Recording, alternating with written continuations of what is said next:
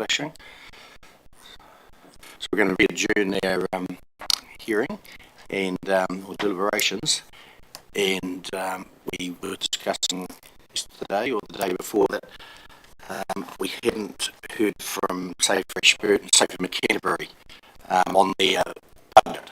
We'd heard from everyone else. We hadn't heard from Safe for Canterbury. We hadn't explained their budget. So there was an increase from last year, which we signalled to everyone we wanted them budget the same amount of dollars as last year. So Kevin, you haven't had the opportunity to explain why you wanted more. So hence that's why you're here today, to explain that, and then the councillors can make an informed decision on what goes into the budget. So where all the other organisations have had that opportunity.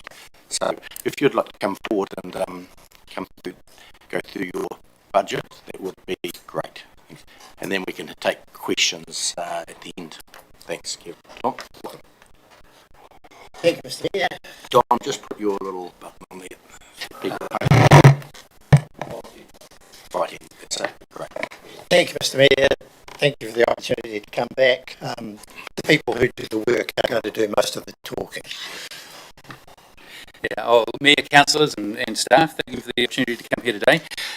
Obviously, it had been our intent to present our business plan and our budget to council when we last attended. However, obviously, council was so interested to hear of our great work. We went well over time just talking about what we had been doing rather than what we were planning on doing. So I understand from watching the meeting the other day on Facebook that council was particularly interested in why we asked for an increase in funding.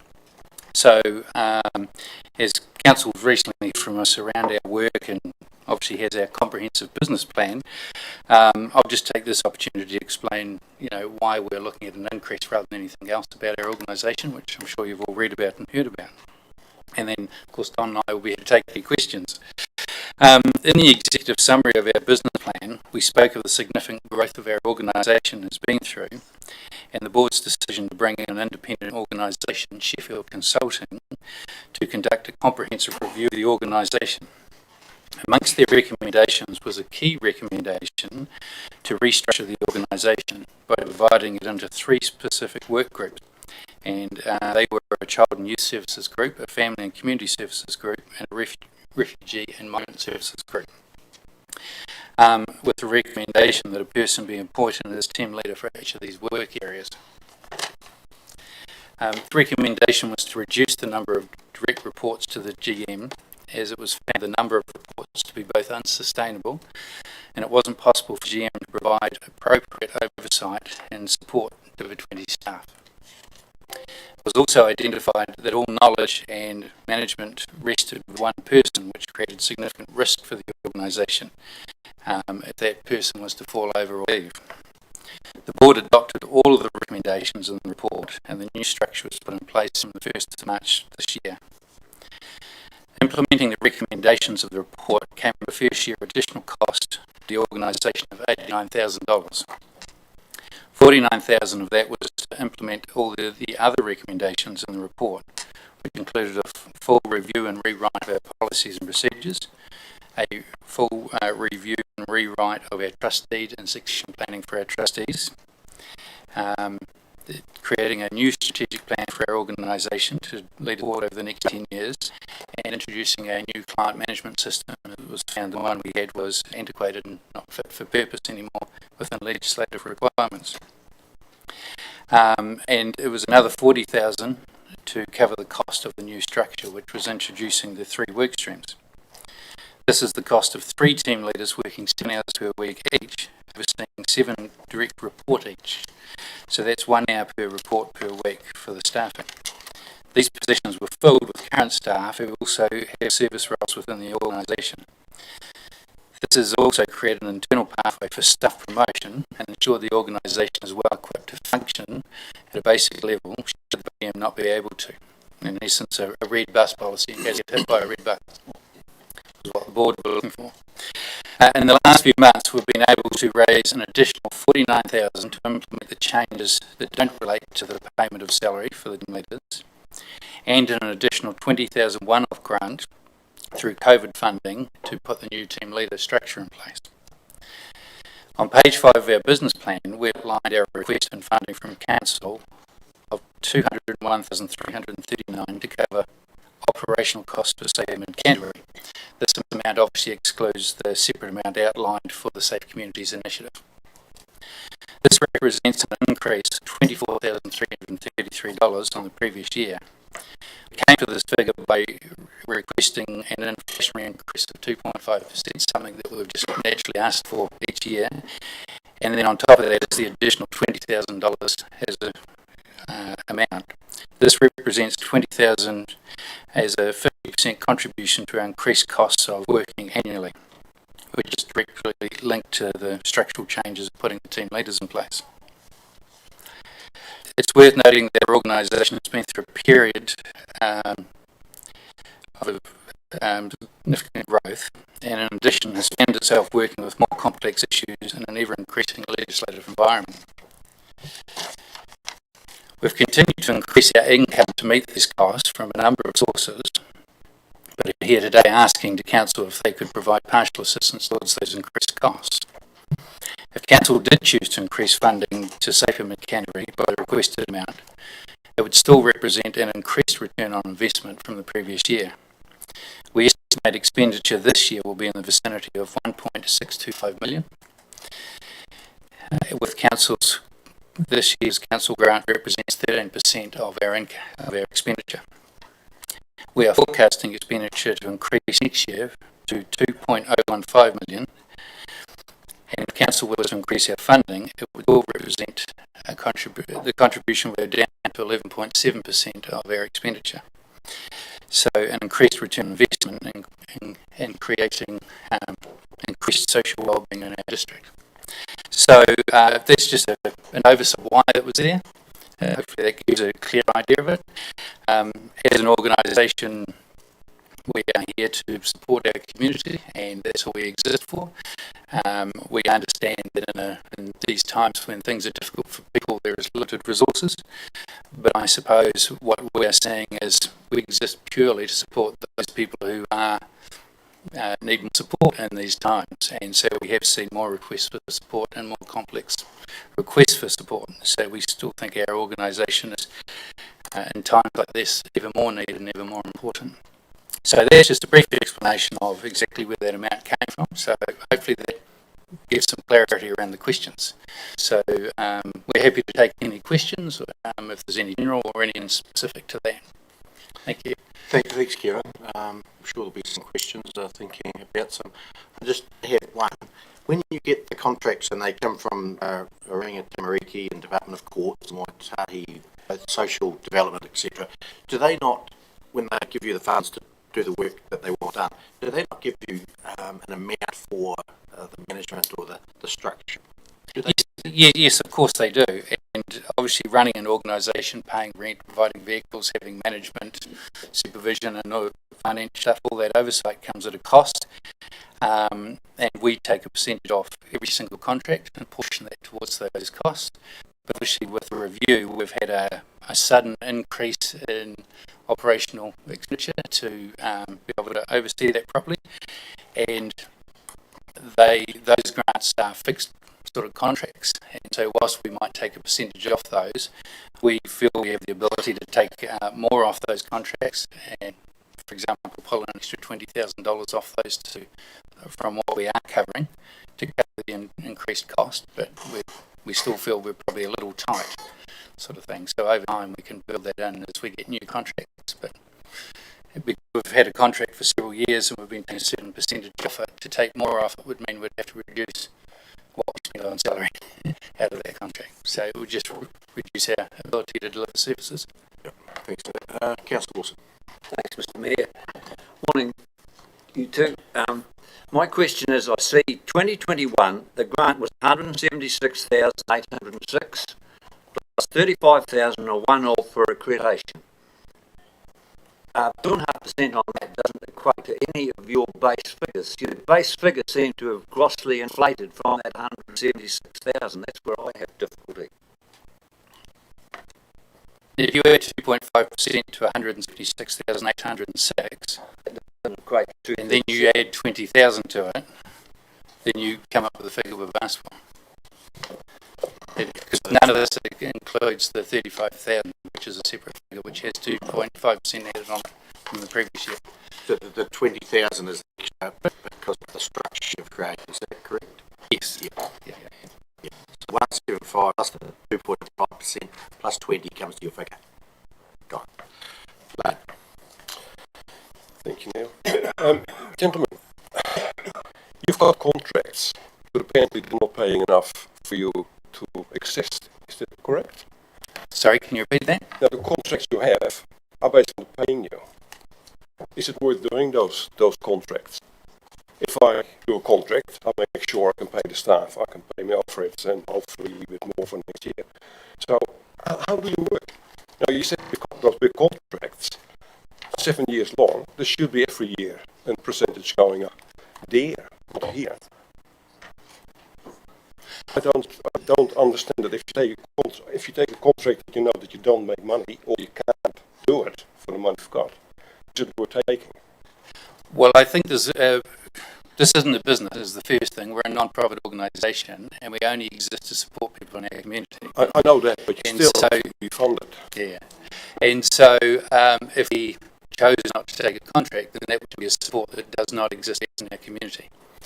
And I think many organisations, we have meetings where we all come together, including staff from council, and identify gaps in it as we try to fill those as best we can.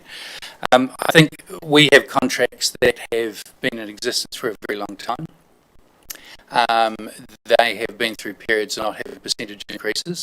Over the last 3 to 4 years, they have had percentage increases on those contracts. But I think what's happened is when we get a contract, we decide how we're going to spend the money. And we will decide that we will put 60-70% of that into the salary so we can have a staff member to actually do the work and have another 30-40% to cover the costs of operation, which of course go into all the costs that you might have from them working directly, needing a vehicle, through to having financial services, having rent, having a manager.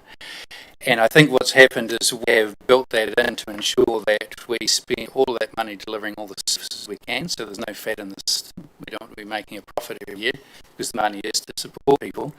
And because of our review and our restructure, we find ourselves in a situation where we have an increased cost of working, but we suddenly can't pull more out of that contract account because that's a government contract that sits there and there is no ability to get more money out of it or renegotiate it because it's the same value for every service in every part of the country.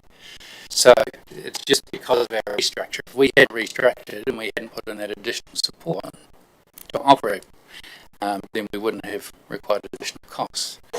And so we are trying to eke another 20,000 out across those contracts from what we're already taking out of them. But obviously we're also a partner to council. And we're an organisation that is a council-funded agency. We're established by council. We work in partnership with council, and we work very hard to support and closely work with council to carry out the social wellbeing the council has, and through funding us, you're able to achieve those. We've also said we have increased work in our community because of the needs that we have at the moment. So, yeah. I mean, I don't think it's as simple as not taking a contract, or we just wouldn't have a service. Can I just add to that? I mean, one of the things is that not all of the contracts come up at the same time. They come up from time to time, and you take a contract, and that might run for 3 or 4 years. And another one will come up in 6 months' time in another area, and so on. So you don't have the ability to predict your exact income all of the time. You have to make what you've got go around. So we have found quite a lot of money, as I can explain, to go towards this change in administrative structure. I think I mentioned when we were here last that we had done that because of workload on Kevin. What we are asking for today is a contribution from council. I've forgotten the exact figure now, but we found most of the money to do this from other sources. We're asking council to come to the party with a bit of it. Yeah, John? Thank you, Mr. Mayor. I think you guys are doing an amazing job. Therefore, you don't need any help at all from us at all. That is the basic of it. I mean, when I look at where you stood as at the 30th of June last year, you had net spare cash of $207,583. When we look at your position as at 31 December, all of a sudden, that spare cash has gone to $327,897. Now, is that not a highly successful business that you guys are running? And yet you're now asking us for another $25,320. There's no way in the whole wide world you need any extra money from us at all. You guys are victims of your own success. Well, I suppose we are looking to future-proof our organisation because we never know what our income is going to be from year to year. It's also important to realise that we've had substantial contract funding to deliver services such as the Refugee Support Service that has shown as income that we haven't been able to deliver this year because we haven't had refugees. So we will have to carry a substantial amount of money forward or return it to the ministry. So that's not all cash. That's the point, really. If you looked at that money and said that's profit for 12 months or whatever it was, I'd agree with you. But it ain't. Most of that money is committed in various projects, and as you know, the refugee thing has hardly even started yet. So we've got money that has come in for specific projects that has to be spent for those projects, but that hasn't happened yet. So you can't look at this as a straight profit and loss for a year's trading. That's not the way this organisation operates. Thanks, Councillor Wilson. Mr Mayor, 176,806 multiplied by 2.5% inflation is 181. 226. You're asking for 237, which is 55,950 more than your inflated income would have been. Just go to Hamish. Can I just help as I understand it and see if this helps. So the biggest difference is the safer communities in the 35,000. The 176 plus the 4.5 to 181 plus the 20 is the 201 plus the 35 becomes the 237. So it was 176,806 yes, plus 35,001 for accreditation to achieve accreditation. no, not one off. No. So you look at the balance sheet in there. We've been Signed off by Kevin on March 2021. We have been supporting safe communities to that tune for a number of years. So the work in the last year might have been accreditation, but we've always separated out the contribution from council into those two parcels. For the purpose of the budget request of 237, it includes safer communities of the 35 plus whatever the rounding is. 176 is going to 201. Plus the safer communities piece gets it to 237. So there's a $4,500-ish increase for the 2.5% plus the 20 to contribute to what I think I heard you say was an $89,000 increase from the restructuring. I thought 35,000 in the budget is it's a one-off as accreditation. No, if that language is in there, then that's confusing, but it isn't there. You're going to maintain your accreditation too, do you not? Yes, you do. Yeah. And if you recall last year, you've had Leslie Cummington come in here and report to you as well as us. Leslie's the coordinator for the Safer Communities Project, and that has always been treated separately in the funding. So she's reported separately about it, and you've had separate figures from the budget for that. Good, Stuart. Yes, to you, Lotto. Well, I've got this here, signed by Kevin Clifford, February the 11th, 2021, one-off funding, 35,176,806. This is the document how they spend the council money. That is a document that created by council and given us as a template to do our reporting. And you'll recall that in 2018, council spent a significant amount of money on a Section 17A review of our organisation. that review came back with a strong recommendation that council get Safer Mid-Canterbury to lead the Safe Community Initiative. So that funding was put in that year, and it's been there ever since. So the one-off is probably language from the very first year that never got taken out of the paperwork. So it is not something that I wrote, it's something that sat in the paperwork in the first year that was granted after that 17 Section A recommendation adopted by council. So I don't think we can be held to account for the wording in that template. Okay, thanks, Kevin. Liz? Thank you. That's correct about the Safe Communities, $35,000, and we have, I think, that's been in the budget for the last 2 or 3 years since I've been involved. And Safe Communities also receives some funding from ACC for that project as well. I think I've just forwarded to councillors the survey that we got back from the community, Safe Communities New Zealand, just to show that it is working very well and doing a good job. But I'm looking at page 5, and you've got your funding requested, and you've got the split in there. You've got the 237,126, which includes 201,339 as per the 10-year plan, and 35,787 for delivery and oversight of the Safe Communities plan. I'm just wondering, why wasn't the 20,000 included in there so we all got that information a bit earlier?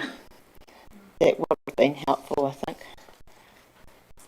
Because that's Push your button. Obviously, we wrote a business case in February and it came with to council in February, and it was in the agenda when we did our report, which we were going to speak to. So council has had it for quite some time. Obviously, the figure in comparison to what you gave us last year is an increase, and we had thought that a week after we submitted our plan, we would have had an opportunity to speak to it, which we haven't had an opportunity to speak to. okay. There was certainly no intent to hide it in any way, and I presume that council would have known what they gave us last year and seen the difference this year, and we would have had the opportunity to explain it. Yeah. I think we have had the opportunity. I think the confusion is lumping things together for the purposes of your 10-year plan. So the 237 shows one number in the 2-year plan. That's what's flowed through to LTP. And then, not surprisingly, councillors are comparing that to the 176 and having some trouble, particularly if there's some language here that's outdated that we obviously need to fix between us. Then you can see the confusion that's developed. So hopefully it's now clear with the apology for the language that's created the situation, but it is now hopefully clear that the 176 is going to 201 plus the Safe Community portion brings the total to 237. Therefore, the request from you is a little bit of inflation on the 176 plus $20,000 towards the increased cost of your management restructure. So with all the reasons that we can use to one side, that's the issue that should be in front of the council for this LTP consideration.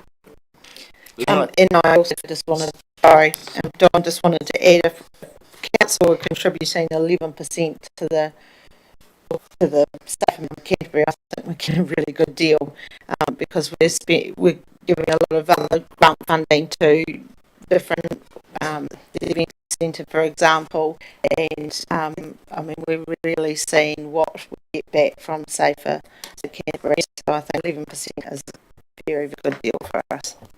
Just think about the 11%, and there's other community organisations like yours all around the country. Do you know what percentage of council funds go into other organisations? Is that a fair comparison to do? Well, we obviously, I haven't done any of that work since the review that council obviously conducted into us, but you will recall, you were around when that review was done, you'll recall that the person who did that section being review did look at those other figures of other councils and said that it is written there that we were the value for money of any Safe Community Council to a council. So that was 3 years ago. The case would possibly be similar if we've increased our investment, return on investment. I don't have the up-to-date figures, just what that was deducted in that year. Can I just say, Mr. Mayor, that firstly, I've appreciated having that confusion about the figures that Councillor Wilson has expressed clarified. Can I assure you that I've sat by this guy for 10 or 11 years now, and he is a person of the utmost integrity, so there has never been any suggestion or attempt to push this in under the carpet or to put you sideways or hide things. That's simply not the way he operates. It's not the way I operate either, actually. But the organisation, the Safer Ashburton District, Safer Mid Canterbury organisation, is a complex beast, and so the confusion over those figures I'm glad to have clarified. We are coming to you asking basically for a percentage increase and an extra 20 grand, and we want that to be fair, square and above board. You will either say yes or no. There is no intent on our part to mislead you or give you false information. Thanks. Lenny. I was just going to ask, has anybody ever put a dollar value per head, the organisations costing per head of person that was actually getting helped at the bottom end? Now, you hear of lots of organisations helping people and stuff, and I just sort of wonder, has anyone ever done that exercise? For every dollar spent, how many people are coming through the door? I think it would be incredibly difficult, Councillor, because the range of projects that we operate cover a whole range of different people. For example, some of the work we do is with whole families. So whether you count the parents and kids, some of the work we do is with people at risk. Some of the work we do is with budgeting and helping people get their driver's licences. It's very difficult to do an exact count. You might be able to figure out a per head cost for every individual project. Although even that would be pretty difficult, I think, because of the numbers of people involved. It's not a one person comes in and gets help directly situation necessarily. It might be one person comes in and the whole family gets help. So I'm not sure that would be possible to do. We could have a look at it. When you report back to us 6 monthly, we give you templates, I think.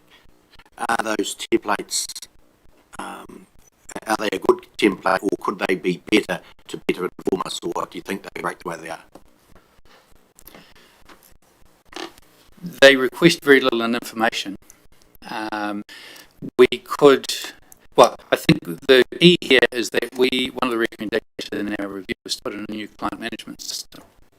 Currently ours is antiquated, things are kept on paper form and they're kept in various people's files, and it's very hard to pull the data out and have a clear picture of what we're doing. The client management system that we are moving to is a full online system that all information will go into, and our ability to pull out data will be incredibly well enhanced. And so in future, once we start using the system from 1 June, we'll be able to provide some quite comprehensive reports around figures and costs, and probably give a much better picture.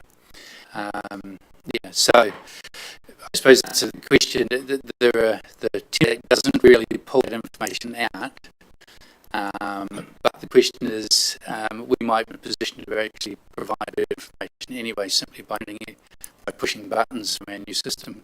So, yeah, I suppose my point is getting to, are you providing information that is not really relevant, and there's better information we can ask for which is relevant? Well, at the end, possibly it could be a piece of work to look at. I don't know if I can answer that now exactly what would be the best way to do it. The template doesn't ask that much information, so yeah. That's fine. Yeah. Caroline. Thank you for your explanation, which I find very satisfactory. Thank you, and I think you should be congratulated on the success you had obtaining funds from elsewhere. I'd like to remind the rest of our councillors around the table that we have a responsibility to ensure that decision making reflects the full well-beings as well, and you'll certainly provide those for us in one way. I think that you're good value for money, and I would totally support your extra little bit of additional funding. So if we're up to that process, I'd like to. But not yet, no. Okay. Councillor, Oh, big. Thank you, and thanks for your report, and I totally understand what you're telling us. Just a couple of questions. So the 2.5% inflation that you've calculated, with your contracts, are they inflation adjusted for each of the, as it used to mention, 7-year contracts? Do they include some inflation adjustment? It varies wildly between each contract, and of course we also apply for a large amount of community funding from local groups. We get funding from River Wilson, from Mackenzie, from Advanced Ashburton, Community Trust, Lion, and lotteries, those sorts of places. Interestingly, they're of course not inflation adjusted. They are competitive, and you get what you get. Yeah. And they have tended to remain the same for quite a long period of time. In fact, some of the gaming money has gone down because of COVID, and they've had a bit of pressure on there. Some of our other government contracts, the newer ones from some ministries, are inflation adjusted, and some aren't. Some are based on fee for service work, so you get the same set amount for the work you do, but if that work becomes more complex, you still get paid the same amount, so it's really complex. But yes, we do get percentage increases on some of our contracts. We went for a 9-year period. If we go back 3 years, the 9 years previous to that, we had no inflation adjustment on any contracts, so it got very tight. But under the current government, we had an inflation adjustment of a couple of percent each year on a number of our Oranga Tamariki, Ministry of Social Development, Ministry of Justice contracts. Thank you. And It's a bag. The second part of my question was the 20,000 is half of you're seeking is half of your additional cost. Probably a silly question, but have you exhausted all other possible avenues of getting some of that money? Well, obviously, we've raised 69,000 the last few months to put towards the first year cost of implementing all our changes. Yeah. So we're feeling pretty good about that success, actually, because it could have been a lot less in this competitive environment where everybody's paying for money. When it comes to contract money, there isn't the ability to seek and increase contract money. That's what your government contract is. It's the same for everybody around the country per head of service delivering. And when it comes to community funding, we currently have tapped into every single community funder we can over the next 4 years, and they are funding our suicide prevention project. So there's no capacity for us to go back to community funders for our costs, because it's a very key and important project we're doing. So that's kind of our position at the moment. That's exactly what I was... Can I just say, this man's an expert at finding sources of funding from all over the place, and we tap into everything we can think of. Well, thank you. Roger. Thanks, Mayor.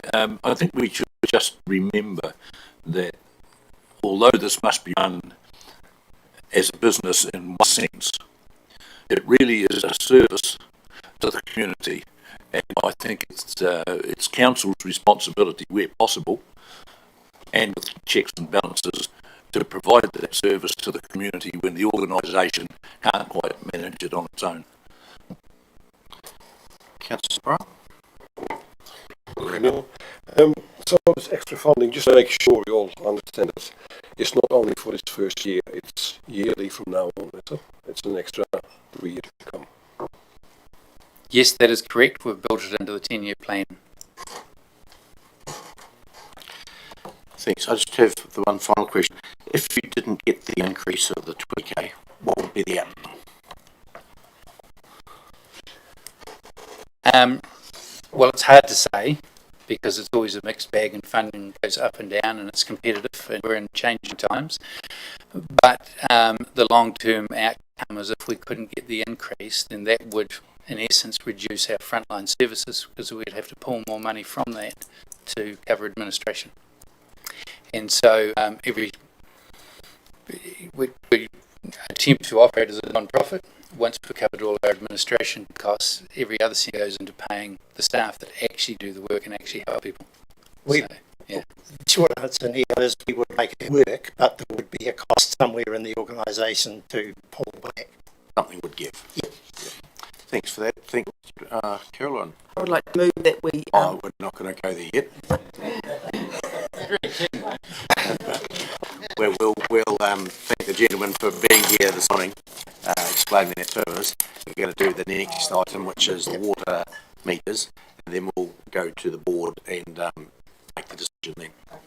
Mr Mayor, can I just say thank you to Council for the opportunity to come back and talk to the business case, which we didn't get to the first time.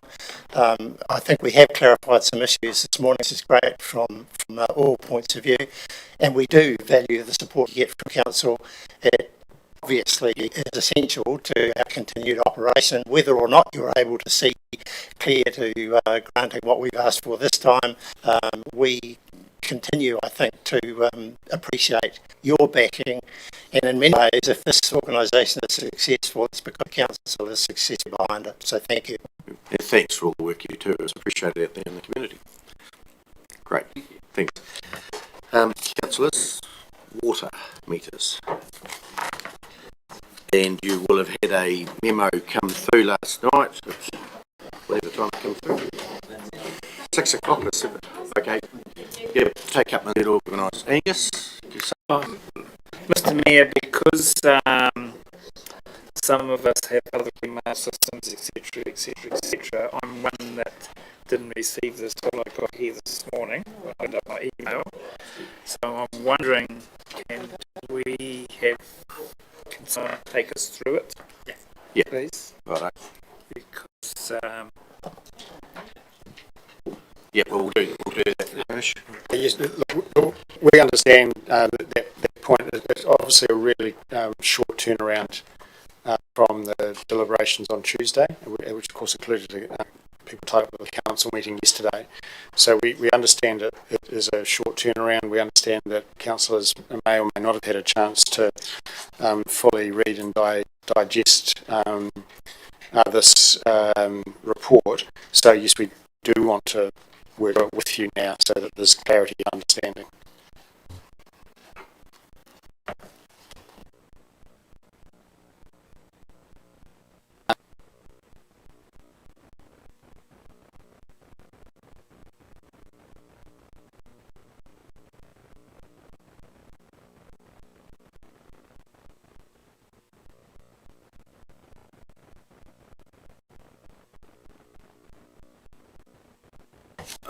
Who's going to take us through it? Chris, is it, or someone? Thank you, through the chair. So I'll kick things off, and I'll be very capably supported by the team next to me. So the message that we got pretty clear on Tuesday was that there was a desire to have a look at what option 4 would look like in terms of undertaking a trial. When we started putting the paper together on Tuesday night and then doing some more fleshing out of that, it really came down to this decision kind of a tree. I don't know why that one's not working. I'm so sorry. It's up behind you. It's in the memo, but we've actually added an extra option into it just this morning on discussion. So I guess the first question we've got is if there's no evidence from the submissions that you've received to suggest that our previous assumptions with regards to water loss in the district are not as strong as first believed. And if that's the case, we follow the lines down to yes. And our option 4, which was what we suggested, was given on Tuesday, was initially an option 4A. We've broken it down to where we do a trial only in year 1. A trial in 4B is looking at a trial in year 1, and then funding meters in year 2 or 3 of this LTP. And then in our discussion this morning, we actually think there's a third option, like a 4C, which is we would fund the trial in year 2 of this LTP, would put no further funding into the long-term plan, and we would know the results when we're preparing the LTP 24 to 34, and at that stage we'd make the decision for it to go in or not. The reason that we have ended up with 3 options, so to speak, is this decision around drinking water meters is significant under our significance and engagement policy. And so we found that putting the money in and then deciding to not install the meter in year 2 or 3 would actually trigger the need for us to amend the LTP and go through another consultative process. Likewise, if we put the money in for a year 1 trial and then don't put anything further, if we decide to put the meters in year 3, again, it would trigger another amendment to LTP. So we got ourselves in a bit of a loop in terms of that significance aspect, what it means to do, and how we need to talk about this to our community. So option 4C could be a way of getting the trial work underway, gives us the time to get the work done. Then when we're preparing the next LT, the final decision would be we're going all out with meters or not. These guys can explain all the details of how they got to the numbers they got to in the 5 or 6 hours that they were doing that memo yesterday. And Chris got some pretty solid points that he can make there. But I guess we would just go straight back to that first question. If there's consensus, first of all, that you agree that you're wanting this trial done, and then we'd break down into the tree of how you'd like it to look. I think, I'll go to Councillor Macmillan after I've spoken. I thought my idea was to go to we didn't have sufficient data to show that we were losing 50% or up to 50% of the water meters. But with the memo that came last night, it does show there's sufficient data, but we never had it, if I understand it correctly. I think it's important to remember that this is a conversation we've had with Council. It started through the Revenue and Financing Policy with quite a number of reports that were prepared that probably had a lot of this information in them, but it hasn't been front of mind in the last 6 months. So that's a learning point for us in terms of getting that information front and centre for you as elected members. Liz. My question's on the chart up there. So option 4B would be the only one that would trigger extra consultation. Is that correct? The other two would be okay going through the LTP. Option 4A or 4B would both trigger future consultation, because 4A you'd put the trial money in, but you wouldn't have anything in the budget. And then perhaps in year 2 you might say, oh, this is really compelling, we're all going for this. Then we're into that LTP amendment stage again. Okay, so 4C doesn't, because it would roll into the next LTP, it wouldn't trigger an extra consultation. Yes, that's correct. Caroline? I see extra consultation, and this is seen as almost a negative point. Can you explain to me why there's a cost to consulting? I understand that, and there's a time. Yeah. What is wrong with additional consultation? So, the Chair, there's nothing wrong with additional consultation. I love consultation. It's a time and a resource factor. To do an LTP amendment isn't just like doing a policy type consultation, we bang it out. They have to get all back involved, and they'd have to come back and retest everything from a financial and a budgeting perspective. I can see Rachel shuddering, but it's not just a matter of just updating the spreadsheet. Okay. It ripples through everything. Can I ask an additional question? Can you give an approximate cost as to undertaking an extra consultation? Typically speaking, a standard consultation outside of an LTP would be around $25,000. I think for an LTP consultation, you'll be looking up sort of around 40. This is an LTP consultation? Yes, this would be an amendment, yes. That's 1% of the proposed cost of the installation meters, about less than that, about 0.8. Yes, also an opportunity cost with it in terms of whatever other work that I've got planned that would have to pause. And the cost the implications of regard to, yeah. Sure. Thanks, Mr. Mayor. On the front page, it says 560 metres in April 21, blah, blah, blah. The private leaks is 19.7. Stuart, we might, we'll just deal with the consultation piece first, and then we'll move into the nitty-gritty of the actual leaders lost and that sort of thing shortly. So, Tony, you got anything else on the consultation? Nothing further to add. Okay.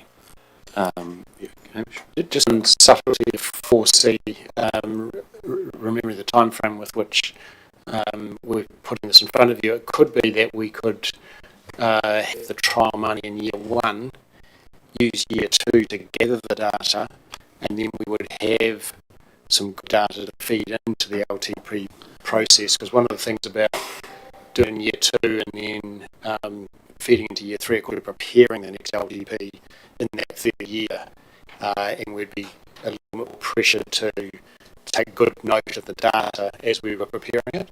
Whereas if we bought if we install meters in year 1, gathered the data in year 2, we would have the data to put in front of council as we're preparing the LTP in time for year 4. So I guess just a small variation of 4C would be to move the installation forward a year, but any implications from that trial would still flow through into year 4, which would be year 1 of the next LTP. Yeah. So we would prefer that when we think about it. Yeah. Angus? Thank you, Mr. Mayor. This plan was a draft that this council put out to the public so it can become the constituents' plan. And we've got a host of submissions. So why are we constrained in what we can do? Because we've got a vast number of submissions wanting us to do a number of things, from do it, not to do it, questioning our figures, all that sort of thing. So in this, how much notice should we, under law, take of the consultation? I say we should take 100% notice. Where am I wrong?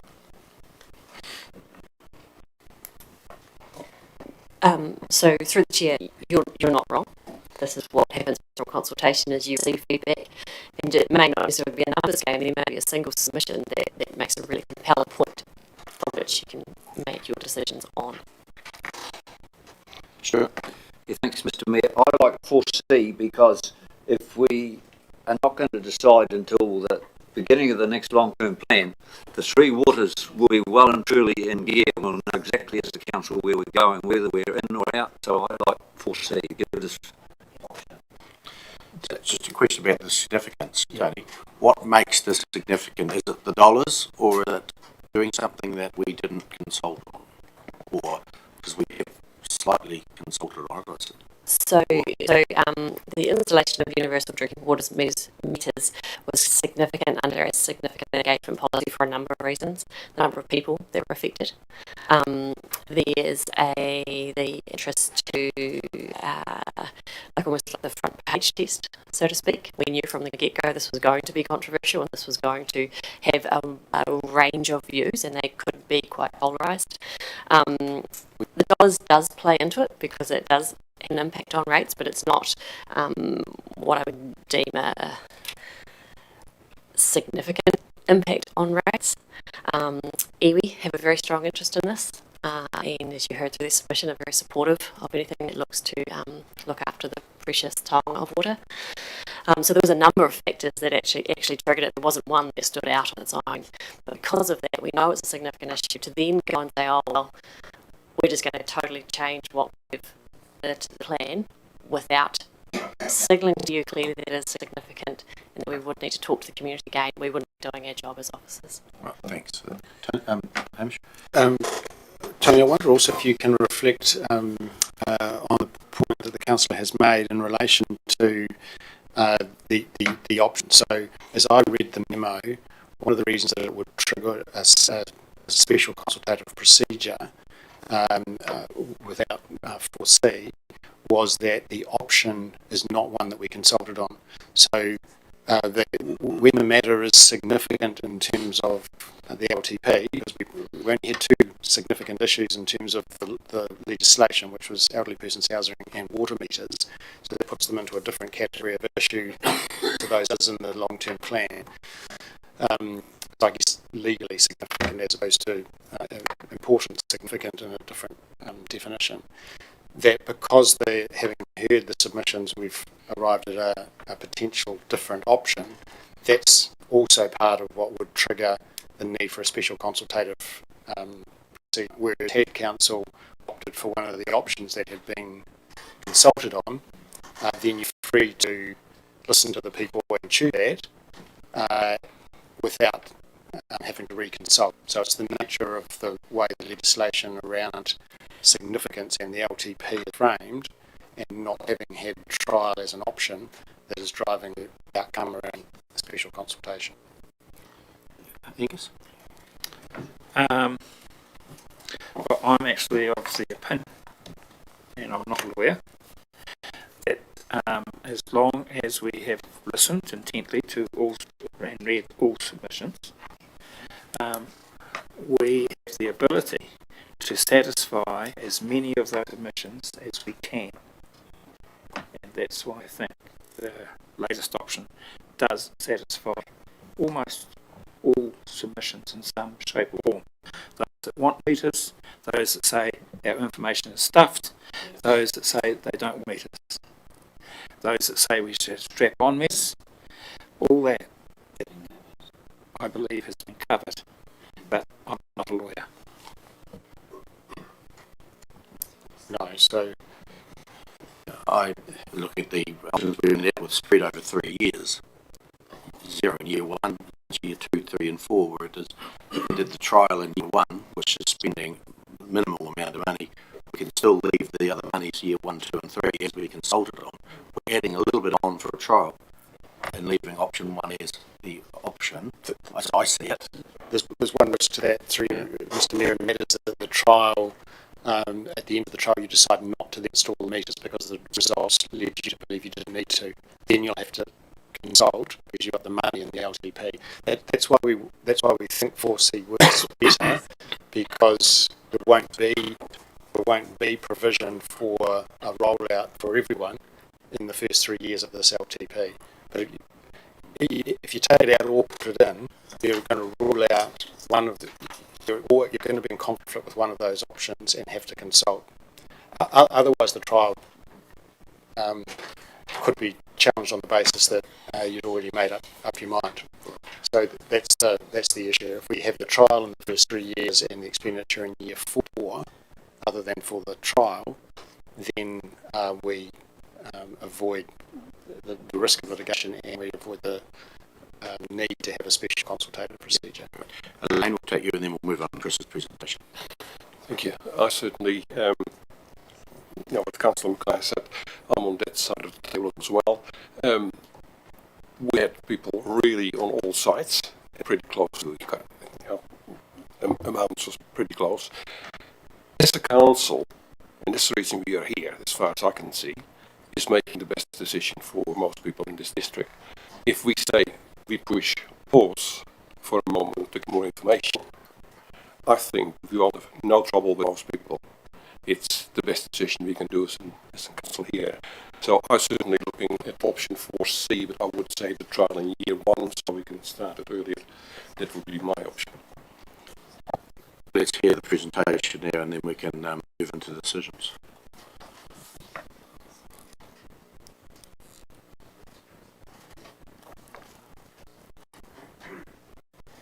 Okay, I haven't actually got a presentation with slides, but I can sort of talk through the previous work that's been done and just go through sort of section by section. I'm going slightly off the cuff, but that's all right. So, as it says in the memo there, just to sort of bring all that previous information together, as Tony said, we have done various trials and we've done various investigations, but it's probably been drip fed rather than being marked together in one place. So, sort of light of that green box at the top of the decision tree is really just to bring all this together and say, well, do we actually have enough information at this point without needing to radically change our direction? So I think district-wide, we do have the meters out already, as you're aware. We put them in with water main renewals, we put them in with new subdivisions, we put them in with any repairs that we've been doing. If your toe box is leaking badly and it's broken, we'll put a new manifold and a meter in. So we've got a spread of meters around there, several hundred. The last time we did a read was the beginning of April, along with the renewing billing read, and we had 564 meters that were actually read using the smart meters, I should say, that were read. Out of those, as it says in here, 111 meters came back with a leak alarm, so that's just under 20% of all the meters, all the smart meters we had, came back reporting a private leak. Now, what we don't know from that is exactly what the level of the leak is, because that's quite a labour-intensive process. We'd have to go to each of those 111 meters, download all the data from them, have a look at the graphs, work out the actual level of leakage, and we'd have time in the 6 hours yesterday to do all the work. But that is something that we did to work it out. Then we move on to Method and Hines, where we have done acoustic leak detection that was suggested by some of the submitters. So that is something we do routinely. we did acoustic leak detection there, so we found in Meth, and we found a total of 51 leaks. And you don't catch every single leak when you do acoustic leak detection. Sometimes a bigger leak will mask a smaller leak. You go back later and you find more afterwards. And it's also just a single point in time, so the leaks pop up and get fixed all the time as people notice them. But the balance there, we had 22 public leaks were found, and those are leaks on mains or tow boxes or anywhere on the public information. And we had 29 private leaks. What that's telling us is that based on that sample, based on that investigation, there is a significant number of private and public leaks that exist out there in the district. It's not all the case that all the leakage is pure public network, although it clearly does show that there is a significant amount of leakage on the public network, which we are addressing as well through the renewal programs. Similar sort of results to Hines, although Hines is a smaller place, a smaller sample size, and I think we really need to go back repeatedly to draw any really robust conclusions from that, because the numbers are so small. And then looking back at Mount Somers, where we have meters installed as part of the work that's been approved in this current long-term plan. So in that case, again, we did some reads over Christmas, just before Christmas and just after Christmas, and we came back there with 119 meters that were red, smart meters were red. And again, we had 18 meters that came back reporting a leak on the private side. So that's that comes down to 50% of those meters having private leaks. And again, we don't know the exact scale of those to tell you what the balance is. I think, yeah, so with Mount Somers, we have the ability to do, because we've got the entire scheme metered, we know all the inputs and outputs in theory, assuming we've not missed any unaccounted for connections somewhere. That allows us to do a water balance. Now, I'll stress this was a one-off water balance. It was done at one time of the year. It was, we need to repeat the exercise again and again to get a robust conclusion. But, what we found from that water balance was we were able to determine that 72% of the water we supplied from our treatment plant was then accounted for going through the meters. So then we found that there was a reasonable amount going through 28%. So that 28% that was left over was either public leaks on the public reticulation, which is probably a large component of it. There may be a couple of connections to houses we weren't aware of, voltages that just wouldn't read. So there's a difference between that and what we report. So we report a number of, I think, 46% for Mount Somers. So this exercise of putting the meters in enables us, first of all, to bring that number of the water loss number right down to give us certainty about what we're losing through our public reticulation, and that helps us understand, well, actually that's high, and it will help us inform us when we do our renewal forecasting to go and investigate that scheme and have a look at the public reticulation. But it also enables us to estimate roughly how much might be going through private leakage as well. So the difference is probably not exactly the number is 16 or 18%. It's probably a little less because there will be some extra legitimate nighttime use. But it does show us that probably that looks like about 30 public to private. That's clear. I'll just skip down then to Mayfield. Mayfield was done back in 2016, and this was done by somebody else, so I'm slightly less familiar with it, but our poster chart. Mayfield, we managed to reduce our minimum night flow, which is how we estimate our water loss. We managed to bring it down from 55 litres per property per hour to 7, so that was a dramatic reduction, and we saw consumption pretty much halve on that scheme over that time period, although that was combined with writing to people and specifically knocking on doors where somebody had high usage. So a bit more to it than that. Do you want to continue through? Okay. If you're not bored yet, I'll continue through. So there's some extra notes in here about how we actually, what the 50% figure actually means and how we calculate that figure. So the 50% figure, which is bandied around, that is sort of it's an aggregate figure of across the district wide, and it's a calculation we do. So what we do is look at our instantaneous flow rates from the water treatment plants, and we look at how much water the treatment plants are supplying at any given moment, which is an estimate of how much is being consumed. And we look at that at 3 o'clock in the morning, in the middle of winter, when no one's got their sprinkler systems going, everyone's asleep in bed pretty much. So we take a look at those figures, and then we say, okay, well, I think that maybe that's our leakage, and then we say, well, perhaps some legitimate usage at night. People have got their washing machines in 3 o'clock in the morning to save power, or people are going to the toilet, or people not working nights, or you've got a few businesses that might be running overnight. So we then have there's some sort of industry standard allowances that we subtract off that number And then what's left over, we say that's our best estimate of our water loss. So buried within that 50% figure, we've got the public leakage, that's leakage on our network, so that's in there. You've got private leakage, which is also, that's private leaks. Legitimate use, people who do, for some reason, want to water their vegetable gardens at 3 o'clock in the morning, December. Sorry, not December, July. Northern Hemisphere, winter's December. And then you've also got sort of indiscriminate use as well, people being a bit wasteful, like I said, people who leave their sprinklers going all day rather than just flushing the toilet and other things. So we've got no ability really to separate that out except by using as a standard industry figures, and that's what we can do. Whereas when we've got the water meters as we did for Mount Summers, we know what is going through the water meter, so we can at least straight away take out the component that is on the private network. And that leaves us then, with the smart meters we've got in place, we can then go back and investigate those properties leaks. We can look at the size of those leaks. And really that helps us to understand sort of the scale of that problem. And then we can get a better figure for what our legitimate nighttime use actually is in this district. Because we may be different from the national average. Yes, I've just got the numbers in there for various schemes. So Methven, you'll see in the memo, Methven has an unusually high minimum night flow compared to other schemes, which again could be to do with industry, could be to do with a large amount of leaks on the public network, could be large amounts of leaks on the private network. We just don't have that information.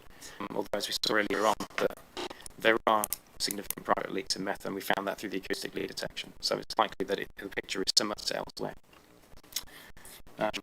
The number that we report, they are definitely lower. So as with Mount Summers case, we report 46, but the actual most councils will report just the public leakage, which is why most people are a lot smaller now. So I've got Selwyn District Council reports 17% public leakage, which is that's a reasonable figure, and Waimakere reported 26% water loss, and they both report just from the public network, not including private. So that 26% compared with our Mount Summers at 28 means we're not great, but that brings us back into the pack for the public leakage. And the last point on there is just talking a little bit about how the savings translate into cost savings. So there will be some cost savings associated with not pumping that water.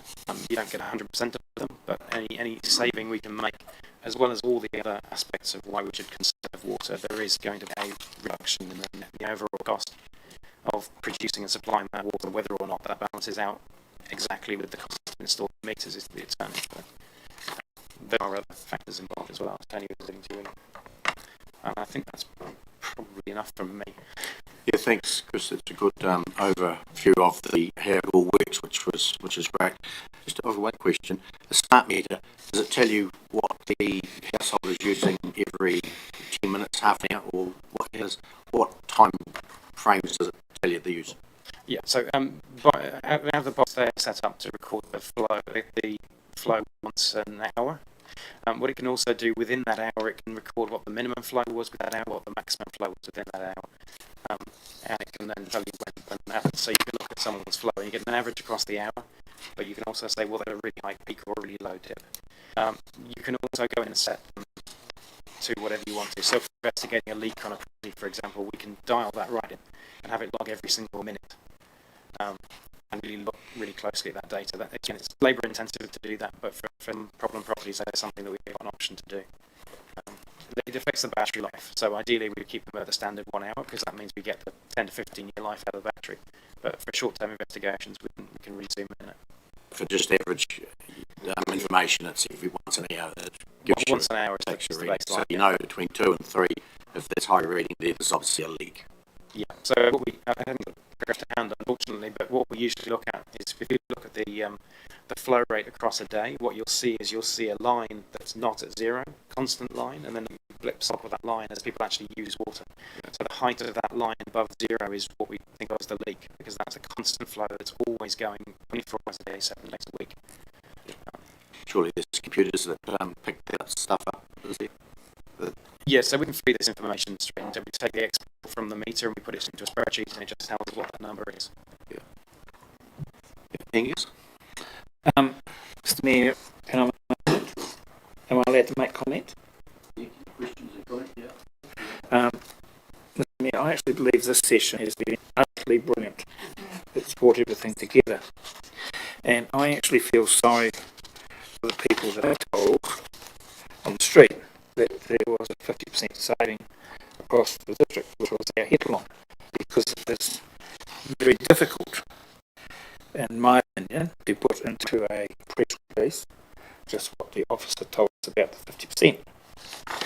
Because when you go back to actual figures, in April 21, as part of the routine meter read, it reads 564 metres were read, 111 had a little alarm, which is 19.7%. And on we go, it seems to be that when we actually hook a meter up, we seem to come up with a slightly different number somehow. And that's why I think this session has been brilliant, and that's the predicament that this council has right at this moment, in my considered opinion. And I believe we have to find a way through this, because we have to be conscious of the water that we're losing, and we also have to be conscious of the cost, and we have to be conscious that we're basing it on actual rigorous, really rigorous data, because it is a significant issue. So I actually think 4C helps us out no end, is my considered opinion. I've just got some sort of basic question. The battery lasts 10 to 15 years, I think you said, Chris. Can you replace a battery, or is that the end of the life of the meter? Technically speaking, the batteries could be replaceable, but generally speaking, you don't do that. You just replace the entire meter, because by the time you've desoldered the battery, resoldered the battery, got it recertified, you've got to take the whole thing apart, and it's the destructive process. So in practice, the other question is, meter presumably is buried. Where is the meter? Where does it sit? Underground? They're screwed onto the tow, so manifold at your tow box. Yeah. So once you've found the leak, and you fix the leak in the pipe, presumably it's in the pipe and not dripping from the tap or whatever, and why do you need to keep the meter here ongoing for 10 years if you presumably your pipe's going to last 10 years? Can we somehow move the meters around the county? Yeah, so we've mentioned this, I think, in the past, but probably not front and centre. So the reason we like to hit the meters in continuously is because leaks will pop up all over the place. So if you've got a house, you might fix a pipe in one area of your house, but if you've got older plumbing, there may well be another leak crops up later on. A bit of your irrigation might start developing a leak later on. So there's all cases where leaks can turn up. We like to have meters in sort of continuously. That would be the ideal, because then you can catch any leaks that might crop up. And if a house doesn't have a leak now, there's nothing to say it might have a leak in the future. Thank you, Mr. Mayor. Chris, is there something like an acceptable water loss here or in the UK? Is it 5% is acceptable or not? I'm hesitant to give a particular number, because I know that councillors will then have a look at that number, but it's difficult to put a figure on it. So we can benchmark ourselves against other councils. Part of the issue with benchmarking ourselves is that the infrastructure leakage index figure that we report is based on relatively loose information, because we haven't got the extensive metering stock that other councils do have.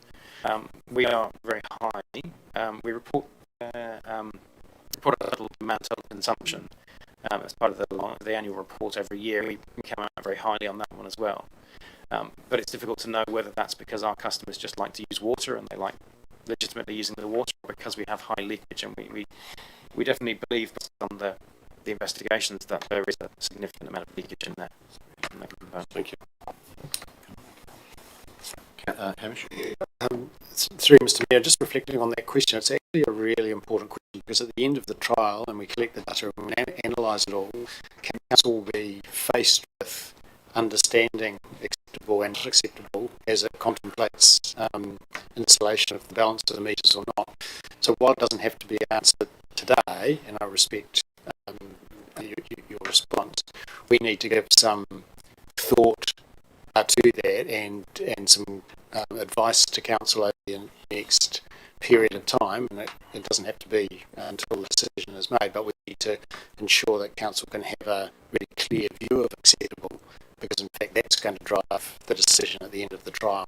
So we'll make a note of that, not easily answered now, but something that we will need to give some real thought to presenting back to you around the trial. Yeah.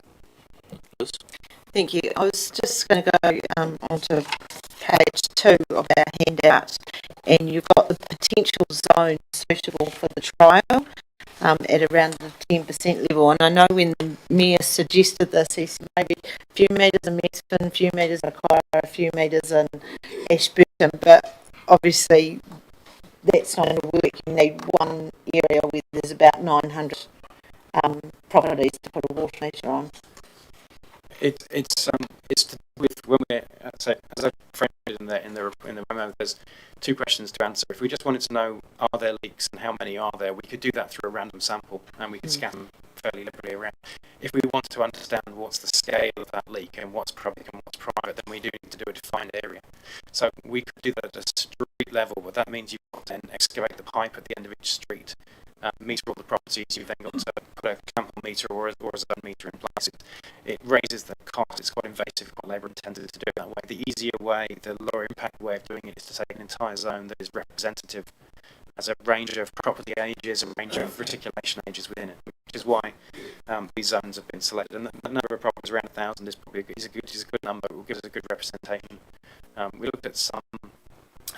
So the areas that have been chosen here are specifically chosen to give a good range. So Allenton has got older properties, new subdivisions. Methven's obviously got a full cross section of properties from 100 years old to present day, sort of new subdivisions, and Tim Old likewise. So that's why those three have been highlighted here. Thank you. Councillor Wilson. Thanks, Mr. Chairman. Chris, when you do the 1,600 something in Tynwald, do you do 2 blocks or you do a old section, a new section? How do you decide which area you're going to actually put meters on for your trial? So the way it's been framed here, 1,600 metres is the whole of Tynwald. So we've got a bulk meter on the line to Lake Hood, so that's an outflow. We've got a bulk meter. We would need to put a bulk meter on the line across the Ashburton Bridge, and then we would also we know what Tynwald water treatment plant is supplying in, so we would catch the entire zone with everything coming in, everything coming out, and everything going through meters. So that's the simplest way of catching everything. It's very good to have one on the output to Lake Hood, I think. Yeah. The other question is, 4C to me answers the question because we had 185 submissions, no meters. So if we come up with a 50% whatever leakage, we can say, look, we've got to do it, whether you like them or not, for the benefit of the district and the council and the water use. This is our result, so that's it. And there'll be no backlash, I'm sure, because we'll actually have the figures there. How long have we been making new houses have smart meters on them for? Requiring them. I understand it was put in when Viv Iberg was with us, so it's probably about 3 years ago. Oh, yeah. 3.5 years ago. And when you did the acoustic testing in the places and you found leaks on the public system, what do you do with that information? So the current approach is to pass those leaks on to ACL, to the contract, and they just get picked up in their normal routine actions under the contract. So that those repairs. One of the things that about leak acoustic leak detection is that it's quite iterative in terms of the process, because of the fact that the sound of one water leak can be masking other leaks below that. So although we go through and do a sweep and do those repairs, really the extra value comes by repeating the exercise again and identifying a new suite of leaks. So that information would feed into whether you need to replace the whole pipeline as well, because it's at the end of its age. Yeah, so absolutely. It's one of the big areas of improvement around asset management planning is to bring that information into our decision making for our programs. We've done it previously at a basic level, but the implementation of the asset management system is allowing access to a lot more data. The maintenance data is a lot more visible to us now. So in the CD, you've got all businesses that all have meters, they'll all be getting new smart meters. Have you noticed any leaks in there? Because there's a lot of those buildings are old. Has anyone looked at that yet? Specifically looked to that. So that's the revenue meters, because of the internal structure council, the revenue meters are looked after by a different department, so the S&E. So those leaks are usually followed up directly by the officer involved. She will contact the business directly if she sees a leak on them.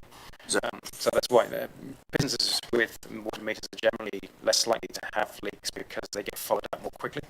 So if you did a random survey of a house that hasn't been looked at for a long time, you're likely to find leaks. If you look at businesses, because they get a read every quarter, they're likely to fix them relatively fast. Is it finance that looks after the meter reads? The projects and operations team look after the actual meter reading, and then finance the billing. Okay. So no further questions, councillors? Good, thanks, Chris.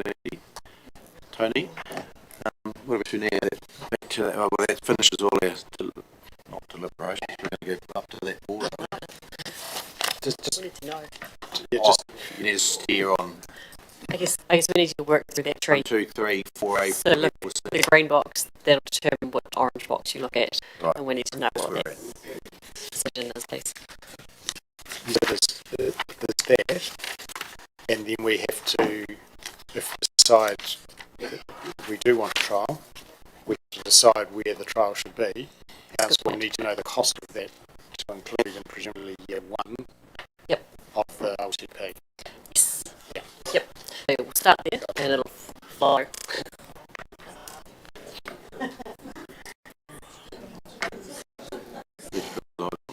Roger.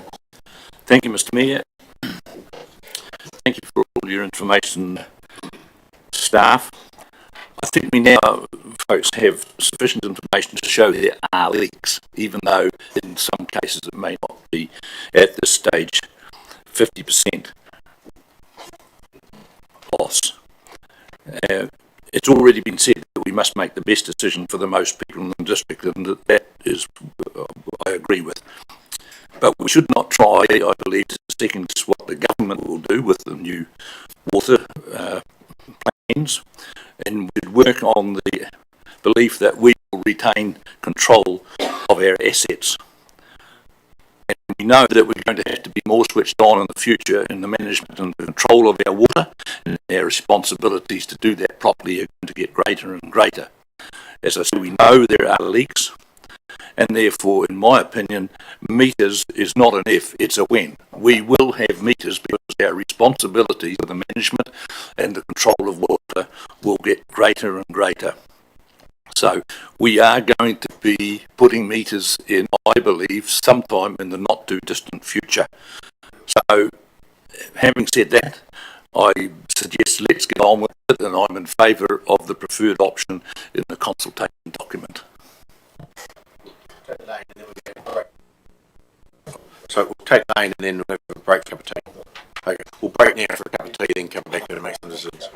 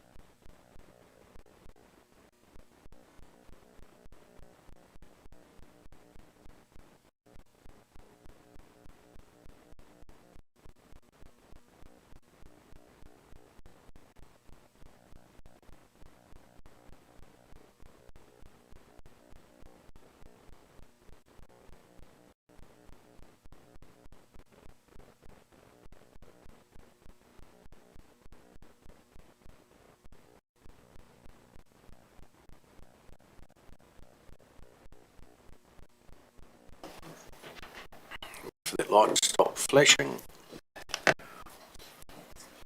Welcome back after the morning tea break, councillors and everybody else who's here. We're now moving on to make a decision about these water meters. And there's the options 1, 2 and 3 in the long-term plan we consulted on, and we have options which is up on our board here, 4A, 4B and 4C. Anyone? So I just want to make one little comment. That 4C we have amended to year 1, put the meters in, the trial meters in year 1. That allows us to gather the data in year 2, and whatever the results of that data can then feed into the preparation of the next LTP.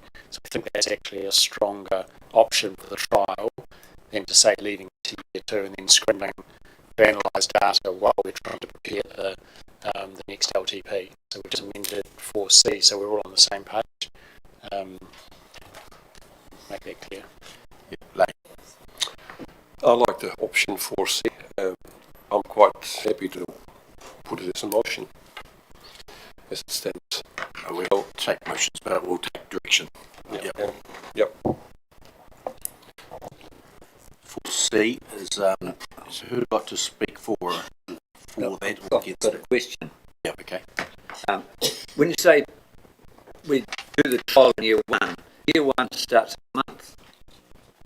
To me, we'll have to plan, get the meters, so it'll actually be 223. Yes. By the time we start reading. Correct. So the installation, the purchase and installation, the planning can happen in year 1. That's why we need the funding in year 1. And in year 2 is collecting and analysing data, and then that can feed into council's decision in making as we prepare the next LTP. Yeah. Just a question for Chris. The methane reticulation, can it be split in half in quarters or thirds, or is it just one big connected? Without reference to a map, it would be difficult to know precisely how many cross connections there are. So when you split the town into zones, so for example, Ashburton, we've got a convenient break in the town because you've got the state highway and there's only 2 or 3 crossings.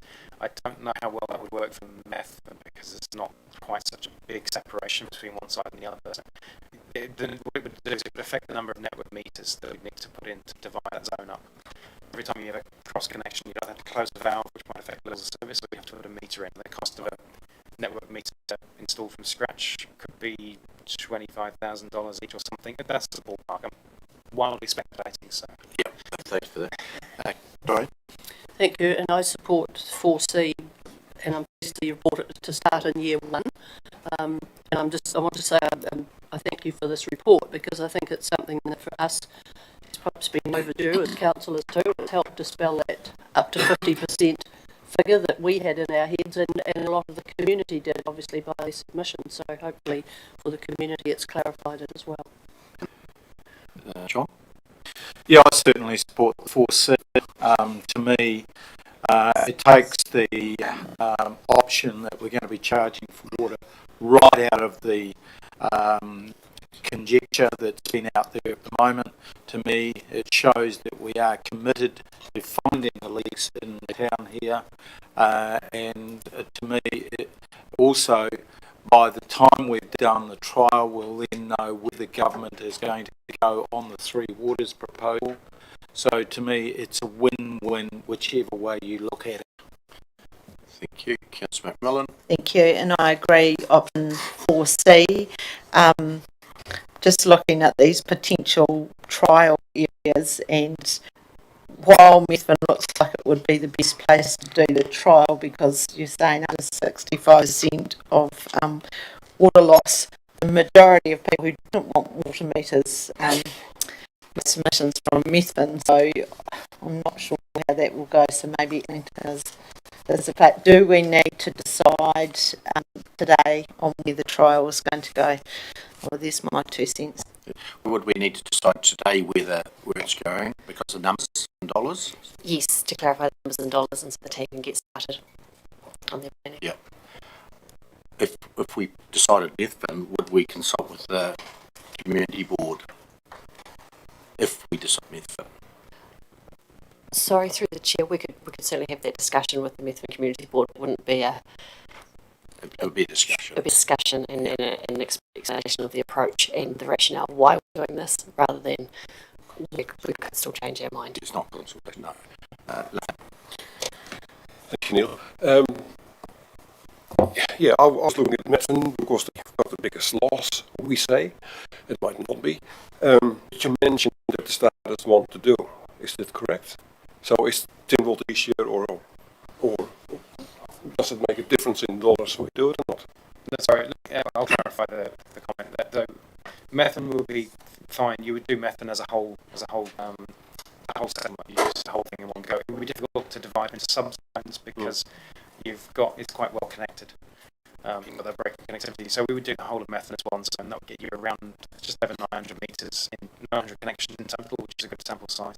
So we would do methane as a whole, and that would get you that cross section. It would get you a good number of metres. It would also help to address that scheme, which, as noted, does have relatively high demand, relatively high consumption, and relatively high sort of water loss estimates as well. So we've got a good group of housing and built and industrial from 100 years ago till being built today. So it will be a good cross section. Yeah, so the network out there is as old as, I think, 1925 is the oldest part of that network, so that's almost 100 years old. The houses may be older or newer. You've got new subdivisions of cameras in other places, you've got older areas, you've got some industry, you've got some large industry, seed factories and all sorts of things. So it's a perfect area to do it because you've got such a wide cross section. Well, you gave me the right word, perfect, so I'll go for Methven. Okay, Councillor Wilson. Thanks, Mr. Mayor. Yes, I agree. If you do Methven as a whole, Tynwald as a whole, it means if we continue with meters in the long term, those areas are done. So, I mean, so just to clarify, it's one of those is the trial. So the whole. No, so potential zones include the whole of Methven, or Ellington, or Tynwald. That's what we meant by the trial, and one of the clarity I accept is hard when these memos come in such short time, but the intention is that one of those would be the trial zone. So I think we've now agreed that 4C is the option.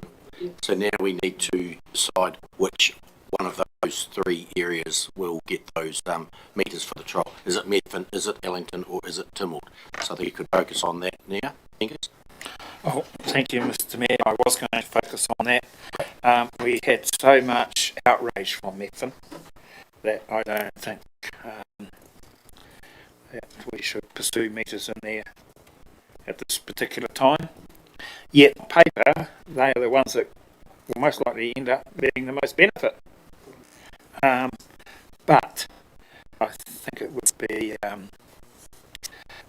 pouring petrol on the fire, so I would go for Ellington. We're more neutral. This trial is supposed to be a neutral trial when you need neutral controls, you need neutral place. You talk to all the scientists that start writing up before they do an experiment or a trial what they might or might not want to achieve. They always try and have things as neutral as possible. And the options pop out of the trial. So I go for Ellington because I refuse to pour petrol on the fire. Thanks for that. We've one Methven, one Ellington, but Councillor Lovett. I was going to go to Tynwald because you can actually isolate at the bridge and you can get the whole of Tynwald. But what I was going to ask, the gear you're using, can you not take it off and do another suburb? What you put it, if you did Tynwald, you can't take off the pipes what you're doing there and take it up and do Methven, or is it too expensive to be able to do that? So, in terms of the zones we've chosen, Methven, which is simply use its bulk meter that supplies to the community, and it would be the meters themselves will give the knowledge of what's happening on the private property. The ultra-compression zone is actually one of the zones that we already have, and we've got bulk meters within the zone. So in order to do any evaluation of those areas, it's a matter of a scheduled shutdown and then putting every flow for that zone through the bulk meter. So that infrastructure is already in place. Caroline? When I look at the water loss, anticipated. 65% in Methven, and I think it was 53% in Ashburton. So that Ashburton figure can relate to Allington, again, at about 53% in Allington. When we also saw the submitters, they expressed disappointment with the meters because of the dollars, but also because they felt they weren't necessary and they may be charged. There are three reasons primarily why they didn't want the meters. This would be charged to a general rate, presumably. It was a loan fund. It was not going to be a targeted. The payback wouldn't be a targeted. It's rate. a targeted rate, but it's in the club. Yes. So yeah, but it's not the general rate. It's not the general rate. Okay, it's for those who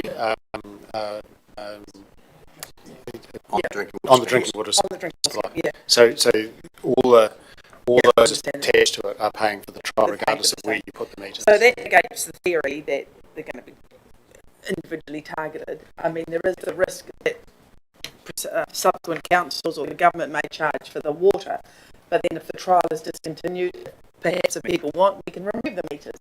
If there's no benefit, or there's, that might be an option we can consider down the track. The other thing that the submitted is they were disappointed with the council with regards to the fragility of the Methven drinking water supply.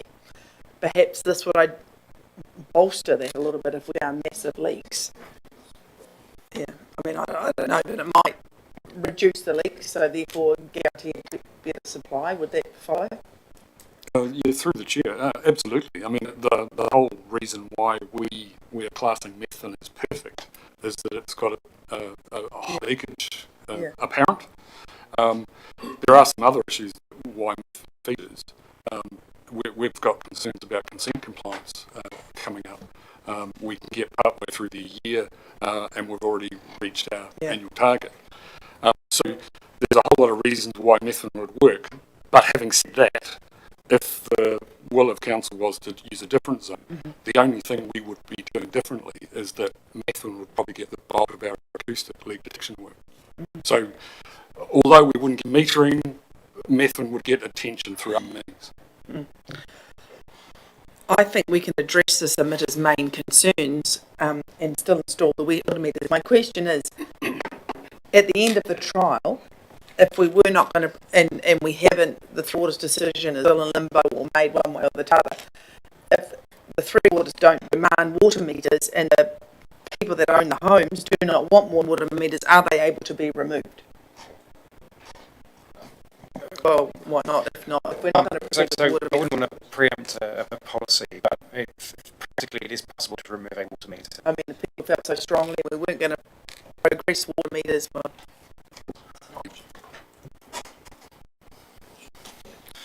thank you, Mr. Mayor. Councillors heard what my opinion was prior to morning tea.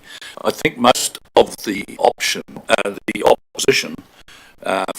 for meters was a fear of being charged for water.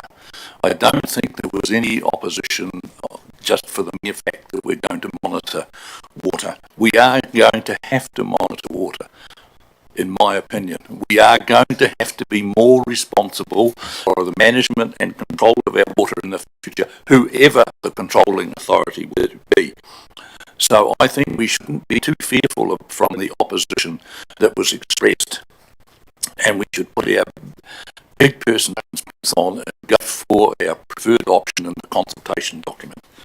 And I will say no more. So, Roger, you're still with option one. I think it's option one in the consultation document. Whatever the preferred option was. Yeah, yes. Option one, wasn't it? I think. Yeah. But we're getting around table as a 4C is the preferred option, which will. Yeah. That's fine. That's great. Sure. Thank you, Mr. Mayor. 4C and Methven, obviously, it's a management decision, as Andy says. It ticks all the boxes, especially with the supply. We can point out that we're having trouble with the supply. If we could overcome some public or private leaks, it will be to Methven's advantage that the water available to people will be higher, because we are struggling at times to supply. So on 4C Methven. The Methven or the Ellington or the Tim is not management, it's we're making that decision here now. Yeah, they don't really have a care. You have a care, but a vote, that's the word. You don't have a vote. They want to find the leaks. They'll do that. Lane. Councillors, I'm a wee bit concerned really how what I hear around the table. Fresh water is a scarcity worldwide. My biggest part of the world got meters on. You can get them free, but if you go over that, you start paying for it. Here I can hear people, we don't want to have water meters because we are fine with the water. Well, we are not. Every bore in this district is gone deeper. So I know we still got a lot of water under there, but over the years it's all gone deeper and deeper and deeper. So water, fresh water is scarce.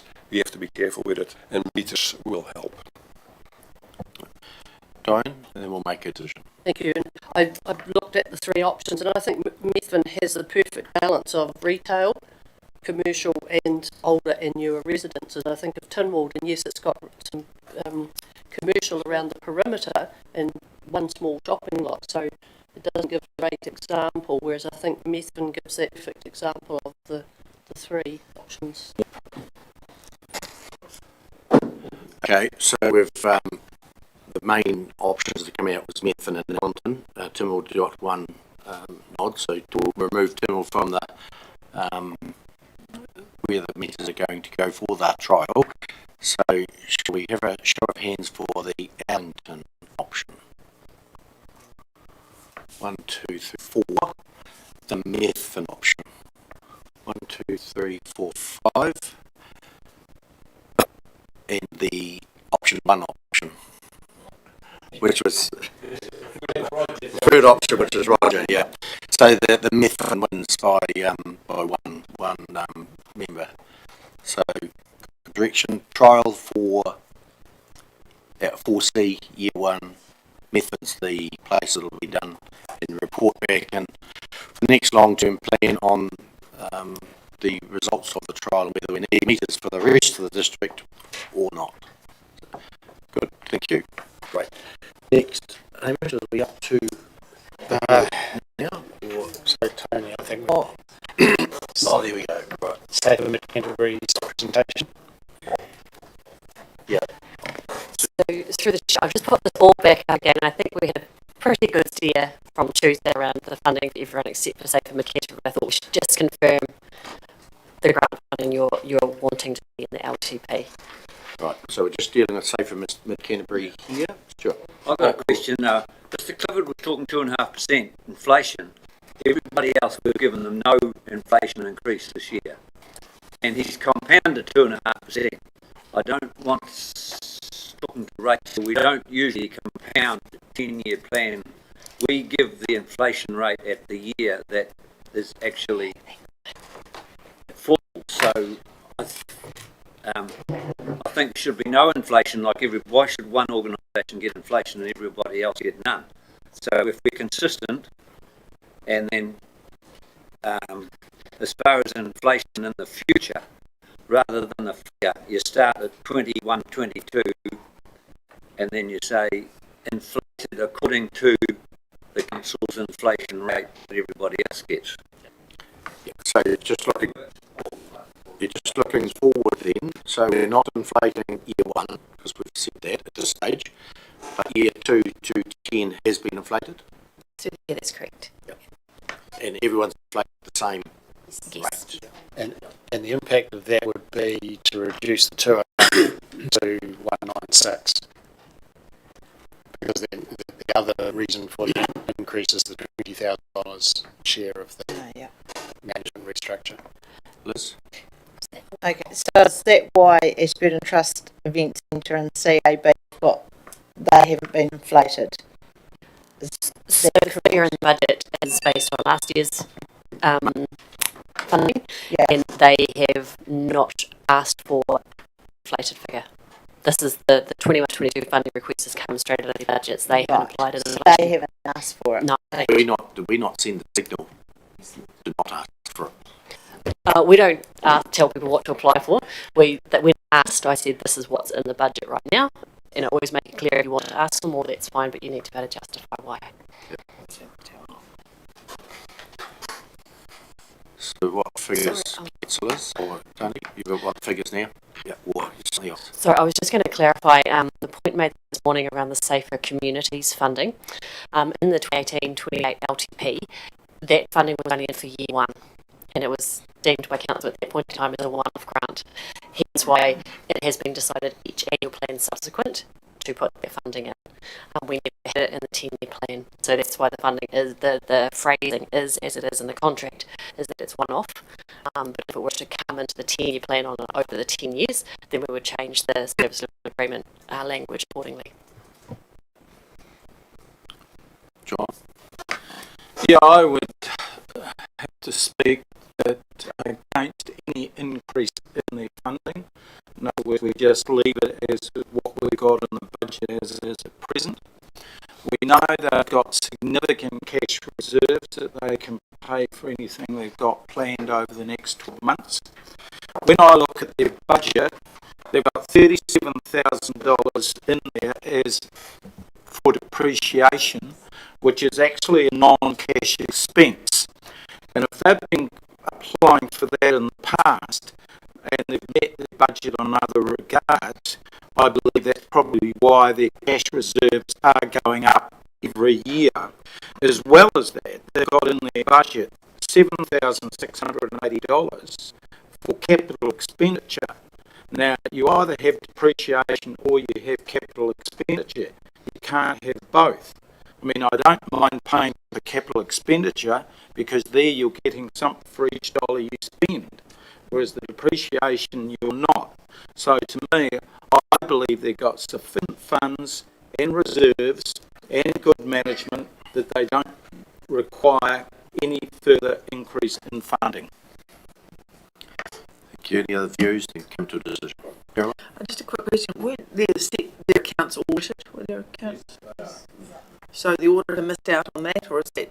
No, this is the budget. Okay. And I'm wondering, and I'm not 100% sure if that capital expenditure may be a vehicle, but I'm not 100% sure.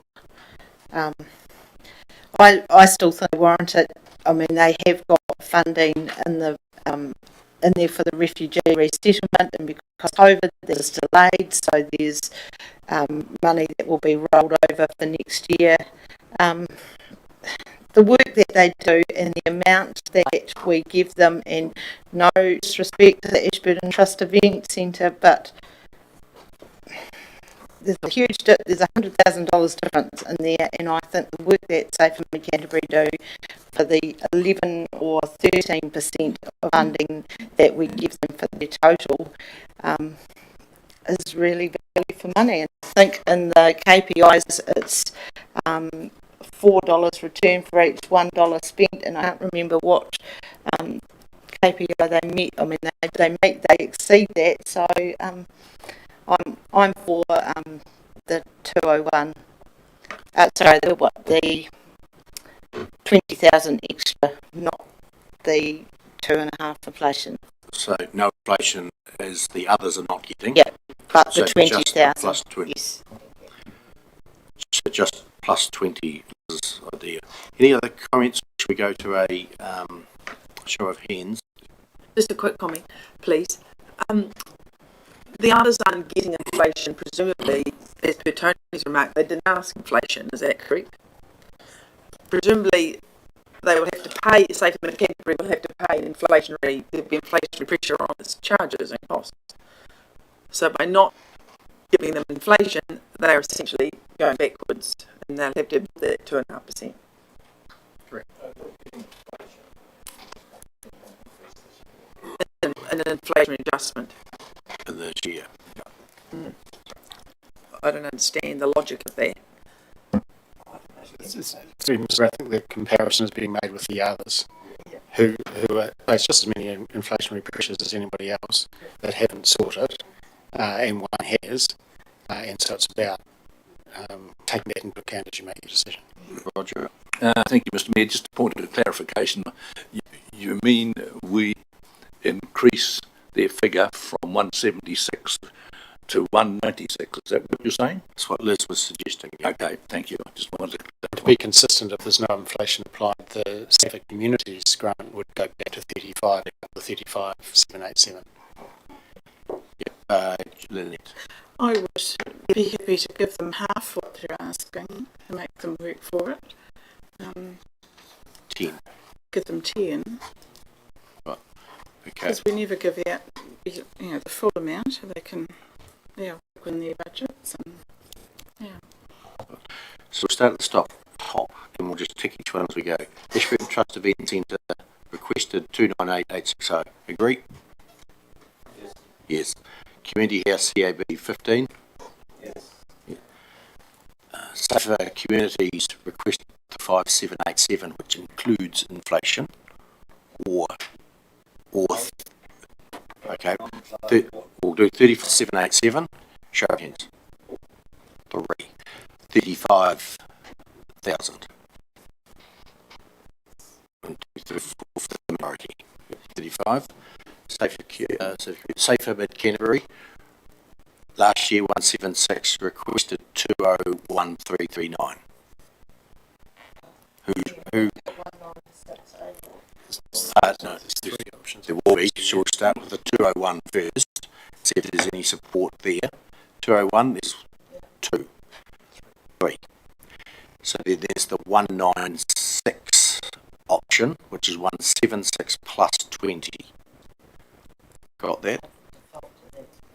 Should we do that one last? Yeah. Okay. So the next one is the same as last year, 176,806. 1, 2, 3.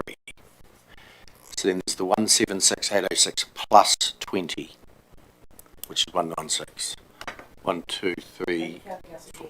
You can do. Yeah, you've lost the other ones. You can. Yeah. That. So that's the majority. We just did. You have to do that. Yeah. There was another option. That is the majority at the moment, but there was another option there. 176 plus 10. Plus 10. 2, 3 for that one, plus 10. The majority was 176 plus 20. Agreed? There's no inflation.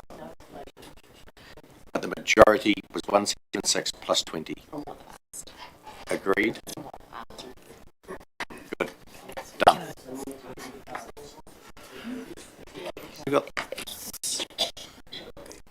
Through the chair, I want to clarify that each 20, are you intending that years 1 through 10 in the LTP? That's what the request was.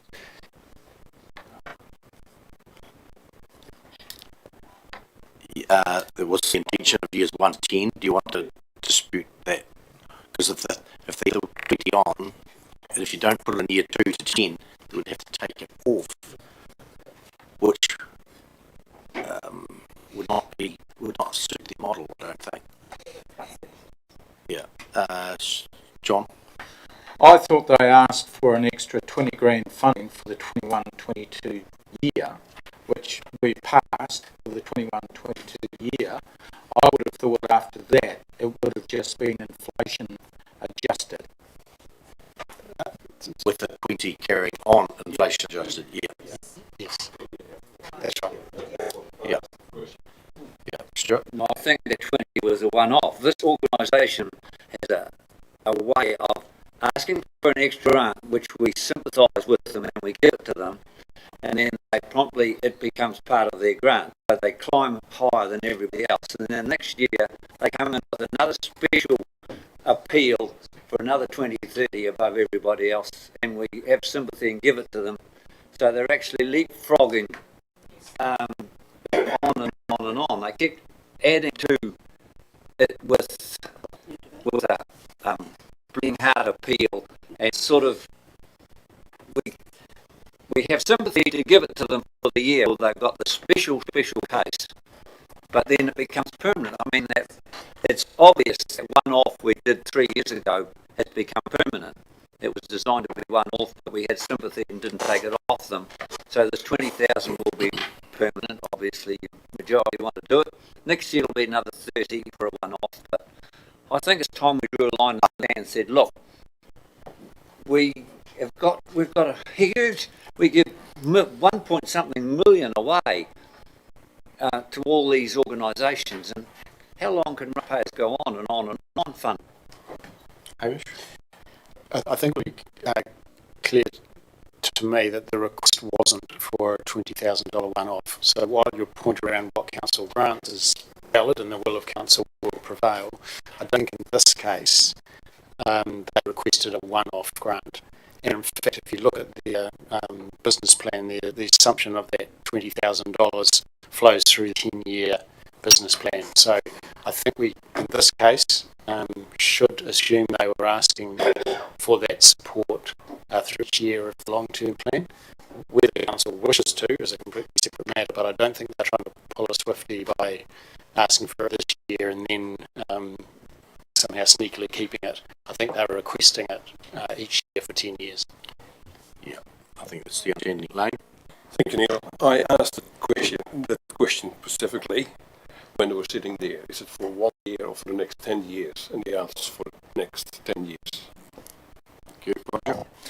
Thank you, Mr. Mayor. We can't quite, I think, compare apples with apples. In my opinion, the duties of local government is to make sure basic infrastructure is right, roads, water, all those things that we talk about. And then we have a responsibility to assist community organisations that can't do it all themselves. Now, we have to scrutinise those organisations, we have to ask questions, but I think, say for Mid-Canterbury, it's a service to our community by supporting them wherever we can. So we certainly must make sure they've got a business case, but I would support them. Great. Who's left? That's we're done there on that wee bit. Now onto the board, confirming. Confirmation. Right. You read my mind. Who leads us through that?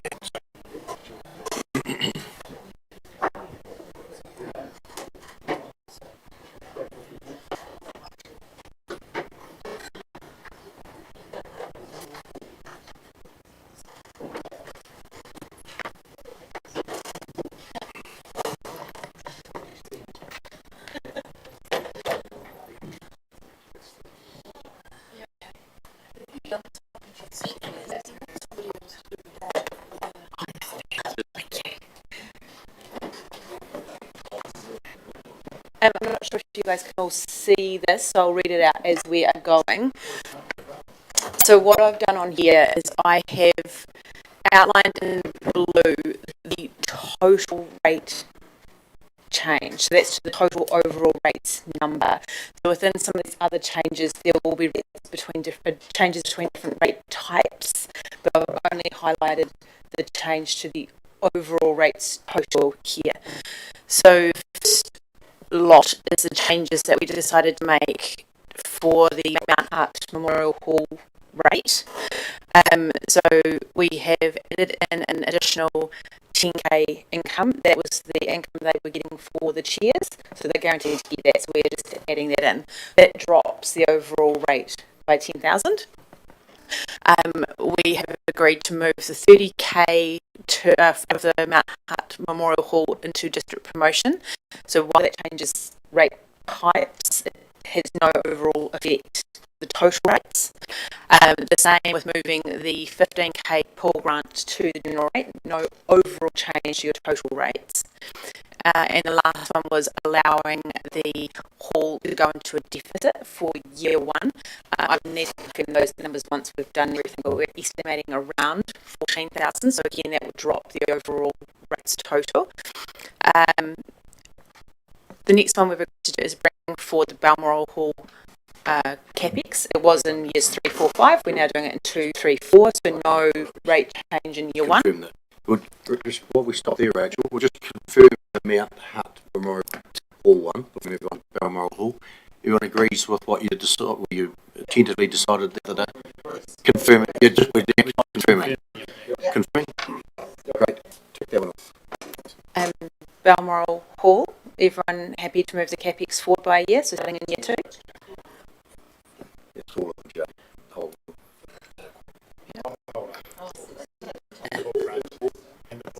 Yeah. yeah. The little one in the middle. Balmoral Hall, bring it forward by 1 year. Is it? Yes, so the CapEx starts in year 2 now. Okay. Confirmed? The next one is the required dog park. So there was an agreement to put an extra 20,000 in for the materials for the work that's going to go into dog park, and that would be loan funded. Estimating there would be a tiny amount of interest in year 1. So it would be not really much of a change. Your overall rate total would be tiny.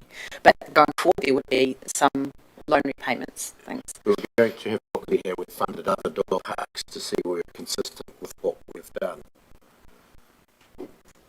I can check that. It's entirely up to you. I can, at that sort of level, we can rate fund it, but we were trying to get away from adding more to the rates in year 1. But we absolutely can. I can check that for you. And funding $20,000 is no.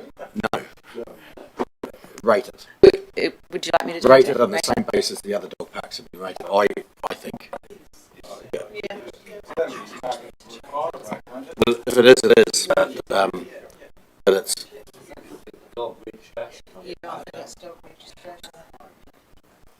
I believe the dog parks sit in the spaces area because it's a park. I would need to check that. Yeah, so if it sits there, it will end up getting into the amenity rate.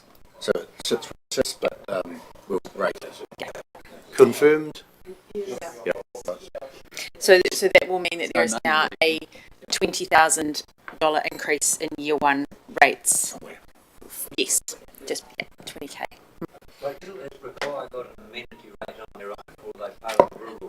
No, that they have their own amenity rate. I'd have to check, but I think it. It will be split. Yeah, it'll be split there.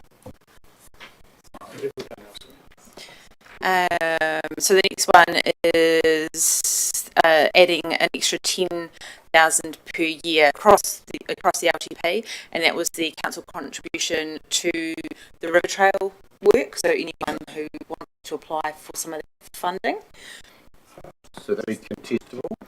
Sorry, through the chair, no, the intention wasn't to make that a contestable grant. The Open Spaces team are part of that Hakatimi River Trail network, and it's on discussion with the group members as to how that will be allocated. I've talked to Ian about that, and he's pretty comfortable to report back to council through the activity briefing. Right. Confirmed? Yeah. Okay.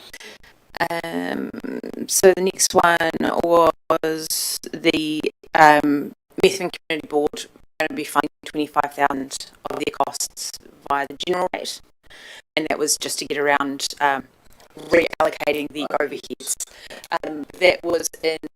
That again was only in year 1, is my understanding. So if you let me know. Yep. And then finally, the ones that were just agreed. So the Safe for Mid Canterbury, we are increasing that by 20,000.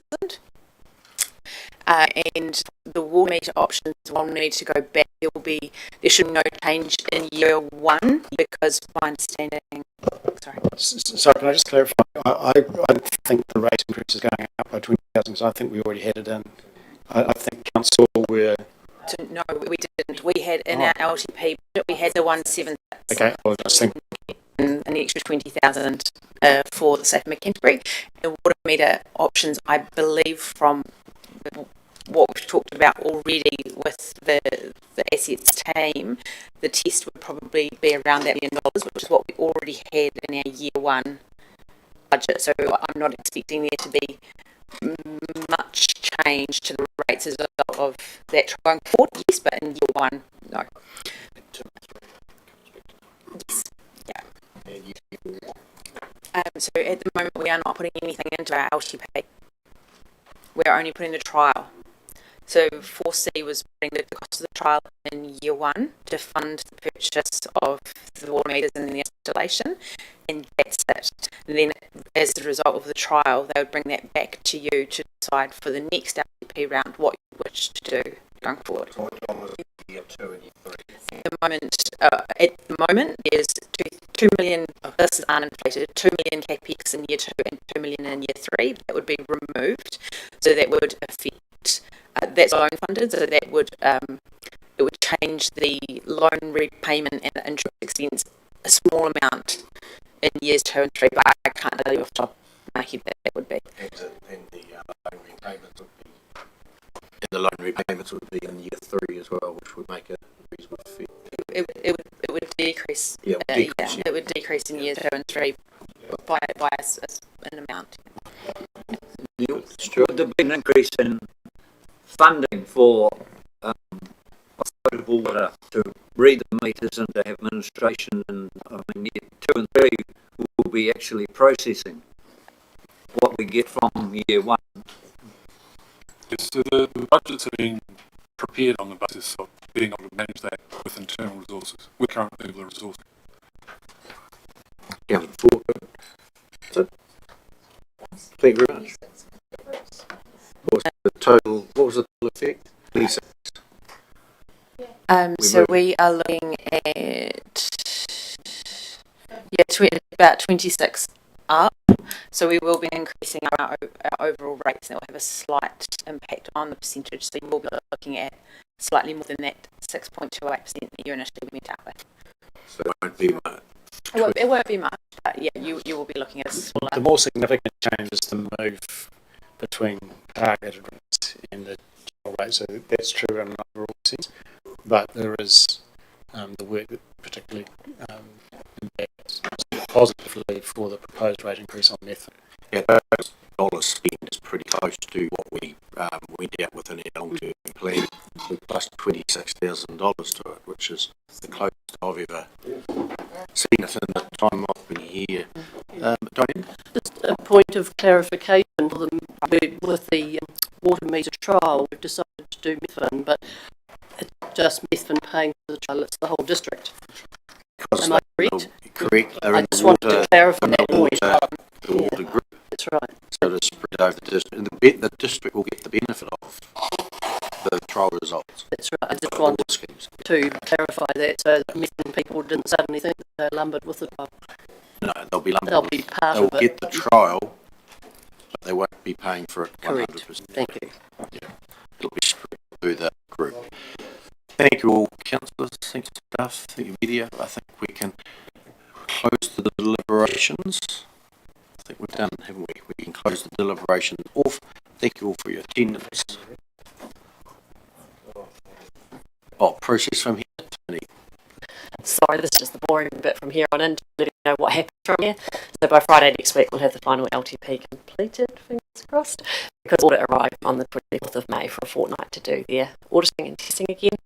We're hoping to be able to send you out the full draft LTP, the whole 350 pages, early to June for your perusal, and we may catch up before the adoption on the 30th of June in case you've got any areas of concern or language or phraseology, for want of a good word, but that's going to keep us out of trouble for the next 6 weeks. I know when the auditor was in early on, we had around the table with him, and I said we don't want to be adopting a plan that you've just finished auditing the day before we adopt it. We need at least a week. He listened. I don't know whether he acted, but wanted it the week before so we could read our document, which is our document, and adopt it with knowing what's in it. Absolutely, and it's entirely our preference as well. Hopefully we stick to that 2-week time frame with audit. Don't find major issues. Given the changes, I can't see wholesale changes happening. As you made the point from an LTP perspective, it's a pretty slim change board, for want of a better word. Our preference is to get it to you as soon as possible. I can get to you now and what we've got right now if you'd like it. Okay. Just make those changes, and then as soon as you do have it, the draft is probably not going to change much. We should get so we can read it and understand. I'll send off this afternoon that from the whiteboard, and really the only issue they're going to be concerned is, I think, for that is how we treat the water trial. So I'll give them a heads up this afternoon that that's what the decisions the document going to reflect, and if that gives them a chance to come back early if they've got concerns about it. So when they get out the financials, really apart from the $20,000 or 26,000, the only change to notice is the effect of that water trial in their financials. Speed it up if I get it off to the meeting now. Great, thank you. So now we can close the deliberations. I thank you all for the work you've done over the last, we've been reading and debating and consulting and whatever. The staff have done a huge amount of work to get it to the stage, and well done for that. Some of them are here and some of them are not, but thank you for all you've done so far. It's not quite finished yet, but it's getting close, so thanks very much so far. Thanks. Great.